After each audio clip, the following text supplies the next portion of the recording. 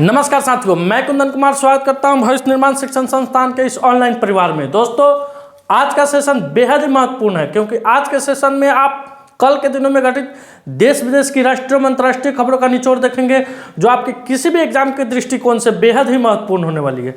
आज का सेशन उन विद्यार्थियों के लिए भी खास महत्वपूर्ण होने वाली है जो बिहार पुलिस, बिहार सचिवालय, रेलवे एनटीपीसी और लोको पायलट का परीक्षा की तैयारी कर रहे हैं। तो चलिए शुरू करते हैं, आगाज करते हैं एक मोटिवेशनल स्पीच के साथ कि कभी भी सफलता के लिए यह जरूरी नहीं है कि शुरुआत हमेशा अच्छी हो। दोस्तों, सफलता के लिए यह जरूरी नहीं है कि आपका शुरुआत बेहद ही अच्छा हो, बस जरूरी है तो उस काम के प्रति खुद का समर्पण। अगर हम किसी काम के प्रति अपना खुद का समर्पण कर दें तो निश्चित है उस काम में हम सभी को क्या मिलेगी, सफलता मिलेगी। दोस्तों, कल का जो सवाल था वीडियो के लास्ट में कि हाल ही में किस देश में अंतर्राष्ट्रीय गीता महोत्सव आयोजित किया गया है, तो इसका करेक्ट उत्तर क्या हो जाएगा दोस्तों, बांग्लादेश हो जाएगा। क्या हो जाएगा दोस्तों, बांग्लादेश हो जाएगा। आइए अब अगले क्वेश्चन पर चलते हैं। अगला क्वेश्चन आपके स्क्रीन पर नजर आ रहा है कि हाल ही में रक्षा सुरक्षा कोर का 77वां स्थापना दिवस कब मनाया गया है। हाल ही में दोस्तों डिफेंस सिक्योरिटी कॉर्प्स का 77वां यानी 77 नंबर का स्थापना दिवस, क्या दोस्तों, स्थापना दिवस कब मनाया गया है, तो इसका करेक्ट उत्तर हो जाएगा 25 फरवरी को। 25 फरवरी 1947 ईस्वी को। कब दोस्तों, 25 फरवरी 1947 ईस्वी को रक्षा सुरक्षा कोर की यानी डिफेंस सिक्योरिटी कॉर्प्स की स्थापना की गई। तब से हर एक साल दोस्तों 25 फरवरी को हम लोग क्या मनाते हैं, रक्षा सुरक्षा कोर के रूप में मनाते हैं। इसके उद्घाटनकर्ता कौन थे, तो मनोज पांडे थे दोस्तों। मनोज पांडे जी थे जो कि थल सेना अध्यक्ष हैं।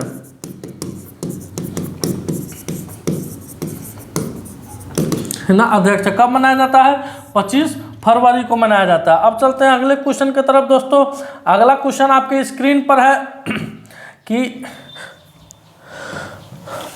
बालाकोट एयर स्ट्राइक दिवस कब मनाया जाता है। दोस्तों, आप सभी को मालूम होगा 14 फरवरी 2019 ईस्वी को पाकिस्तान के द्वारा पुलवामा में अटैक पर सीआरपीएफ के दोस्तों 40 जवान शहीद हो गए थे। 40 जवान शहीद हो गए थे। इसके बाद दोस्तों एयरफोर्स के द्वारा यानी भारतीय एयरफोर्स के द्वारा बालाकोट एयर स्ट्राइक यानी इसका नाम क्या दिया गया था, ऑपरेशन बंदर। क्या नाम दिया गया था दोस्तों, ऑपरेशन बंदर नाम दिया गया था।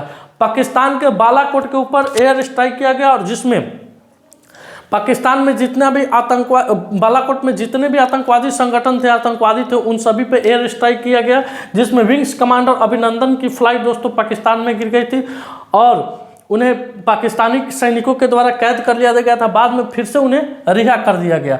तो इस दिन को याद रखने के लिए हम लोग बालाकोट एयर स्ट्राइक दिवस 26 फरवरी के रूप में मनाते हैं। कब मनाते हैं दोस्तों, 26 फरवरी। और उस ऑपरेशन का क्या नाम दिया गया था, तो ऑपरेशन बंदर। क्या नाम दिया गया था दोस्तों, ऑपरेशन बंदर नाम दिया गया था।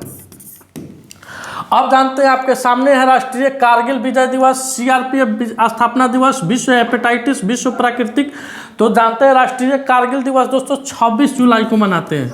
कब मनाते हैं, 26 जुलाई को राष्ट्रीय कारगिल दिवस के रूप में मनाते हैं। सीआरपीएफ का स्थापना दिवस 27 जुलाई को मनाते हैं।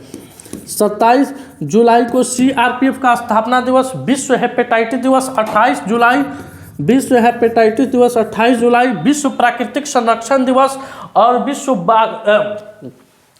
बाघ दिवस, ये दोनों दोस्तों 29 जुलाई को मनाया जाता है। विश्व प्राकृतिक संरक्षण दिवस और विश्व बाघ दिवस 29 जुलाई को हम लोग मनाते हैं। उसके बाद मैत्री दिवस दोस्तों 30 जुलाई को, मैत्री दिवस 30 जुलाई को मनाते हैं। और लास्ट में विश्व रेंजर दिवस 31 जुलाई को मनाते हैं। तो ये कुछ दोस्तों जुलाई का महत्वपूर्ण दिवस था जो आपके एग्जाम के दृष्टिकोण से महत्वपूर्ण है। इसको नोट करते चलिएगा, याद होगा तो रिवीजन करते चलिएगा। आइए अगले क्वेश्चन पर चलते हैं। अगला क्वेश्चन है, हाल ही में सिडबी ने स्टार्टअप इकोसिस्टम के लिए किस राज्य के साथ ज्ञापन पर हस्ताक्षर किया है।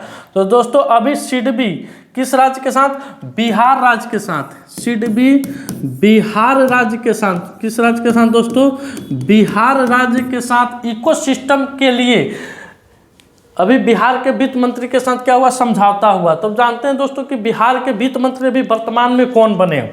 तो दोस्तों बिहार के वित्त मंत्री अभी है सम्राट चौधरी।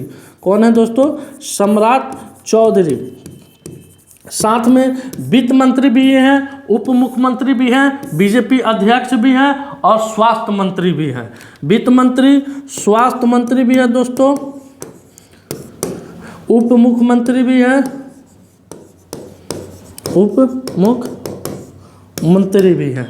अब चलते हैं दोस्तों अगले क्वेश्चन की तरफ। अगला क्वेश्चन है आपकी स्क्रीन पर, भारत और जापान के बीच संयुक्त सैन्य अभ्यास धर्म गार्जियन का 5वां संस्करण कहाँ शुरू हुआ है। भारत और जापान के बीच संयुक्त सैन्य अभ्यास धर्म गार्जियन का 5वां संस्करण कहाँ शुरू हुआ है दोस्तों। तो इसका 5वां संस्करण राजस्थान में शुरू हुआ है। कहाँ हुआ है, राजस्थान में शुरू हुआ है दोस्तों, धर्म गार्जियन का 5वां संस्करण। ये आप फोटो के माध्यम से देख रहे हैं, धर्म गार्जियन ये भारतीय सेना है और ये जापानी सेना है दोस्तों। अब देखते हैं जापान के पिछले कुछ दिनों में जो भी करंट से क्वेश्चन है उसको एक बार नोट करते चलिएगा। जापान में 1000 वर्ष पुराना सोमी नसाई महोत्सव समाप्त हुआ है। जापान दुनिया का पहला लकड़ी का उपग्रह लॉन्च किया है दोस्तों। जापान को समुद्र के अंदर ज्वालामुखी विस्फोट के बाद एक नया द्वीप मिला है दोस्तों।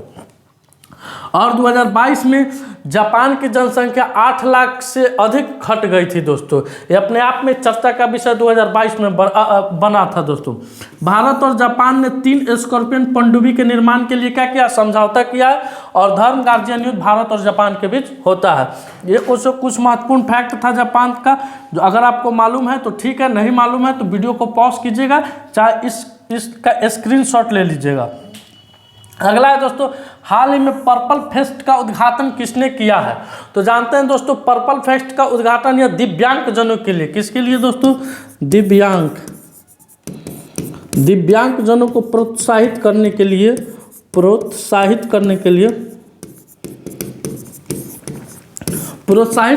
पर्पल फेस्ट का आयोजन किया गया। इसका आयोजन कहाँ किया गया, तो इसका आयोजन नई दिल्ली में किया गया दोस्तों।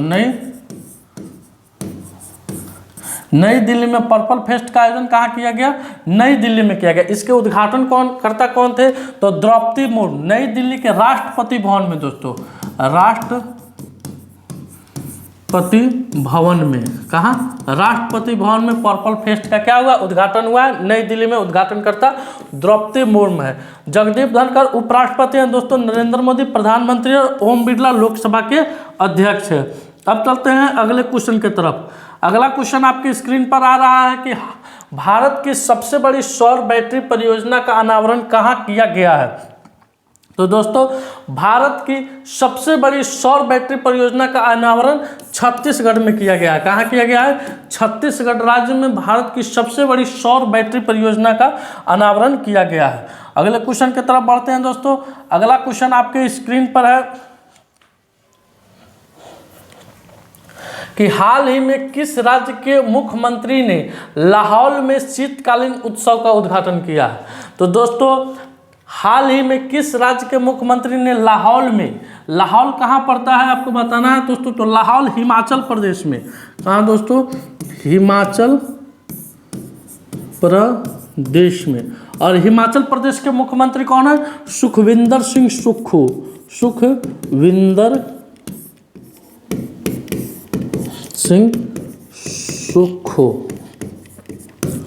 हिमाचल प्रदेश के मुख्यमंत्री सुखविंदर सिंह सुक्खू के द्वारा हिमाचल प्रदेश के लाहौल में शीतकालीन उत्सव का उद्घाटन किया गया। तो इसका करेक्ट उत्तर क्या हो जाएगा दोस्तों, हिमाचल प्रदेश हो जाएगा।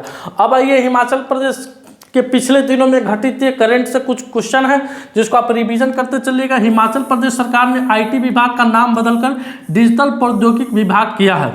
हिमाचल प्रदेश में इंदिरा गांधी महिला सम्मान निधि को लॉन्च किया गया है। HPCL हिमाचल प्रदेश में 500 करोड़ रुपए की लागत से एथेनॉल प्लांट स्थापित करेगा। और सबसे पहला यहाँ पे क्वेश्चन है दोस्तों, सबसे पहला पूरे भारत में एथेनॉल का प्लांट कहाँ लगा था, तो बिहार में लगा था। पहला एथेनॉल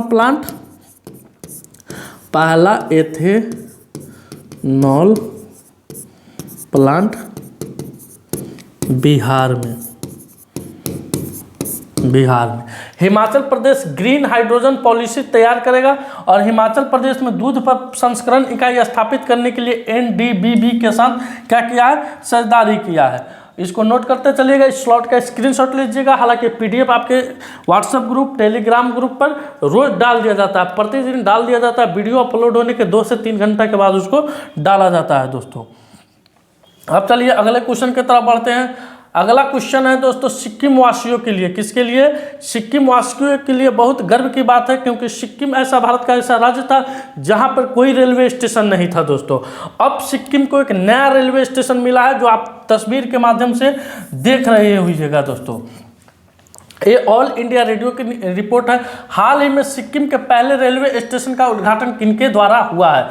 नरेंद्र मोदी, लक्ष्मणाचार्य, प्रेम सिंह तामांग और अश्विनी वैष्णव। तो सबसे पहले जानते हैं कि सिक्किम के मुख्यमंत्री कौन है। सिक्किम की राजधानी कहाँ है दोस्तों? गंगटोक है। कहाँ गंगटोक है? काफ़ी ऊंचाई पर बसे होने के कारण वहाँ रेलवे स्टेशन उस समय उतना टेक्नोलॉजी नहीं था। अब जिस तरह से टेक्नोलॉजी बन रहा है उस तरह से वहाँ रेलवे स्टेशन का निर्माण किया गया। तो सिक्किम के मुख्यमंत्री हैं प्रेम सिंह तामांग। कौन है दोस्तों? सिक्किम के मुख्यमंत्री प्रेम सिंह तामांग हैं। लक्ष्मण आचार्य राज्यपाल हैं। लक्ष्मण आचार्य राज्यपाल हैं। और सिक्किम में लोकसभा की 1 सीटें और राज्यसभा की 1 सीटें हैं। लोकसभा की 1 सीटें हैं, लोकसभा की 1 सीट है और राज्यसभा का भी 1 सीट है दोस्तों। तो अभी इसका उद्घाटन नरेंद्र मोदी के द्वारा, जो कि भारत के प्रधानमंत्री है, उनके द्वारा किया गया था। अश्विनी वैष्णव आप सभी लोग जानते हैं रेल मंत्री है। इनसे का थोड़ा ALP में सीट बढ़वाइए दोस्तों। आप लोग काफ़ी छटनी किए हैं सीट का। तो सिक्किम में पहले रेलवे स्टेशन का उद्घाटन किनके द्वारा हुआ है? तो नरेंद्र मोदी के द्वारा हुआ है। लक्ष्मण आचार्य राज्यपाल है, प्रेम सिंह तामांग मुख्यमंत्री है और अश्विनी वैष्णव रेल मंत्री है। पहले सिक्किम से कनेक्टिविटी 2 चीज़ों से थी दोस्तों। एक वायु से थी, वायुयान से थी, और एक सड़क मार्ग द्वारा थी। एक वायु मार्ग द्वारा, वायुयान मार्ग द्वारा, और एक सड़क मार्ग द्वारा। अब सिक्किम से कनेक्टिविटी रेल मार्ग द्वारा भी हो गया, रेल मार्ग द्वारा भी हो गया दोस्तों। अब चलते हैं अगले क्वेश्चन की तरफ।